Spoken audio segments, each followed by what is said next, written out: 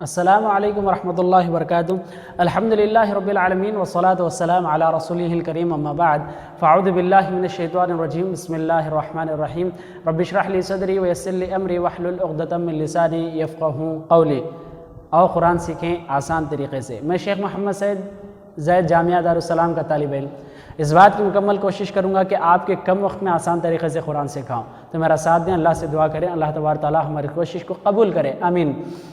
ہمارا آخری سبق ہوگا علامات وقف۔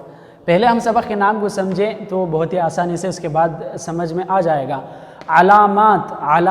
علامات کہتے ہیں نشانیوں کو، اسے انگلش میں کہتے ہیں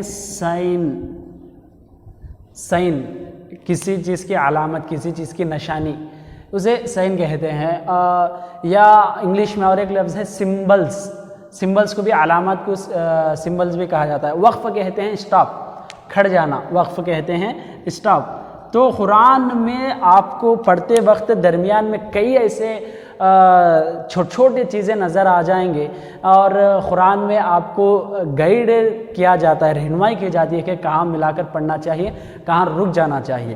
اگر ہم روڈ کی مثال اٹھا لیں، اگر ہم سفر کر رہے ہوں تو سفر کے دوران ہم کو اگر رائٹ ٹرن لینا ہے تو رائٹ سمبل دکھتا ہے، رائٹ سائن دکھتی ہے، لیفٹ لینا ہے تو رائٹ کی طرف، اسپیڈ بریکر ہے تو اسپیڈ بریکر کا، ریلوے ٹریک ہے تو ریلوے ٹریک، یہاں پر ڈاؤن ہے، ٹیک ہے، ہارن کہاں دینا چاہیے۔ سفر میں اس طرح ہم کو علامتیں، سمبل، سائنس دیا جاتا ہے۔ تو قرآن کا جب ہم سفر کرتے ہیں، قرآن پڑھتے ہیں، تو قرآن میں بھی ایسی رہنمائی کی گئی الحمدللہ کہ کہاں پر رکنا چاہیے اور کہاں پر نہیں رکنا چاہیے۔ تو میں آپ کو آسان طریقے سے سمجھانے کے لیے 3 الگ الگ موضوعات دے کر 3 الگ قسمیں تقسیم کیا ہوں، جبکہ آپ کتاب میں دیکھیں تو مکمل ایک ٹیبل میں نظر آ جائے گا، ایک شکل میں نظر آئیں گے، تو آپ آسانی سے سمجھ جا سکتے ہیں۔ آپ نام پڑھیں، آپ آسانی سے سمجھ سکتے ہیں۔ پہلی قسم ہے واجب الوقف، کہ ضرور ٹھہرنا چاہیے۔ کہاں پر ضرور ٹھہرنا چاہیے؟ کہ اس طرح کے دائرے پر، اسے دائرہ کہتے ہیں، چھوٹی گول علامت، اسے آیت بھی کہتے ہیں۔ اس کے اندر آیت کا نمبر آتا ہے، جیسا کہ الحمدللہ رب العالمین 1 نمبر، الرحمن الرحیم 2 نمبر، مالک یوم الدین 3 نمبر۔ اس طرح یہ دائرہ کہتے ہیں اور اسے آیت بھی کہتے ہیں۔ یہ واجب الوقف ہے کہ یہاں پر ضرور ٹھہرنے کی کوشش کریں۔ اور دوسری بات میم ہے، جہاں پر میم آ جائے تو ضرور ہے کہ آپ وہاں پر ٹھہر جائیں، وہ یہاں پر ٹھہرنا واجب ہے۔ قف ہے کہ ٹھہر جاؤ، اس کا معنی ہی ٹھہر جاؤ ہے، تو اس وجہ سے یہ 3 چیزیں ہیں جو واجب الوقف ہیں۔ اختیار الوقف ہے کہ چند ایسے آپ کو علامتیں نظر آئیں گے، ایسے الفاظ نظر آئیں گے، آپ کو اختیار ہے کہ آپ رک بھی سکتے ہو یا آگے ملا کر پڑھ بھی سکتے ہو، جیسا طا، جیم، صاد، سل، قاف، اور چھوٹا نمبر کا 5، جو کہ کوفہ والے، اہل کوفہ کے جو قراء ہیں وہاں والے یہ سمبل زیادہ بتاتے ہیں، ظاہر کرتے ہیں۔ اسی طرح سین اور سکتہ ہے۔ تو یہ تمام چیزوں پر اختیار ہے کہ آپ چاہے تو رک بھی سکتے ہیں، اس کے اوپر ملا بھی سکتے ہیں۔ سین اور سکتہ کے بارے میں صرف زائد بات یہ ہے کہ آپ یہاں پر رکا سکتے ہو، مگر سانس نہ توڑیں، رکاتے ہوئے آگے بڑھ جائیں۔